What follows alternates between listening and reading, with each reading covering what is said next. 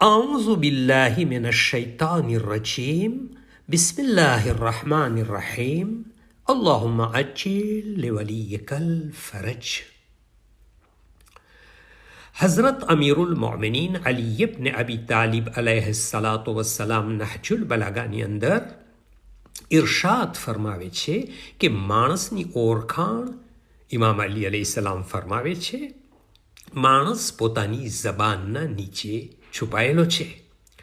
આ પ્યારા કલામમાં ઇમામ અલી અલૈહિસ્સલામ માણસની ઓળખાણ બતાવી રહ્યા છે. જ્યારે મોઢું ખુલે છે ત્યારે ખબર પડી જાય છે કે સોનાની ખીણ છે કે કોલસાની, સાહેબે ઇલ્મ છે કે જાહિલ છે. જબાન ખુલતાં જ ખબર પડી જાય છે કે તેની રૂહ કેવી છે.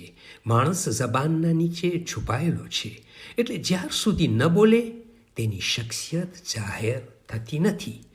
જેટલી વાતો સારી હશે તે મુજબ માણસની કિંમત અને ફજીલત વધારે હશે. માણસને પોતાની જબાનને સંભાળીને વાપરવી જોઈએ. બેકાર અને નકામી વાતોથી બચવું જોઈએ. ઇમામ જાફર સાદિક અલૈહિસ્સલામ મિસબાહુ શરિયામાં ઇમામ અલી અલૈહિસ્સલામથી એક હદીસ બયાન ફરમાવે છે કે સૌથી પહેલાં તમારી વાતોને અક્કલ અને મારિફત ઉપર વજન કરો.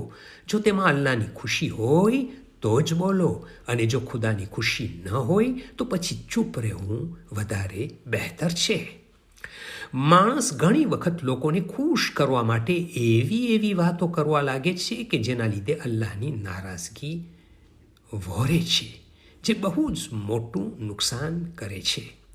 હદીસમાં મળે છે કે જેમ માણસની અક્કલ સંપૂર્ણ થાય છે તેમ તેની વાતો ઓછી થતી જાય છે. જ્યાં અલ્લાહને પસંદ હોય ત્યાં બોલવું જોઈએ, અને જ્યાં અલ્લાહને નાપસંદ હોય ત્યાં ન બોલવું જોઈએ અને ખામોશ રહેવું જોઈએ. તેમાં જ સાચી કામયાબી છે.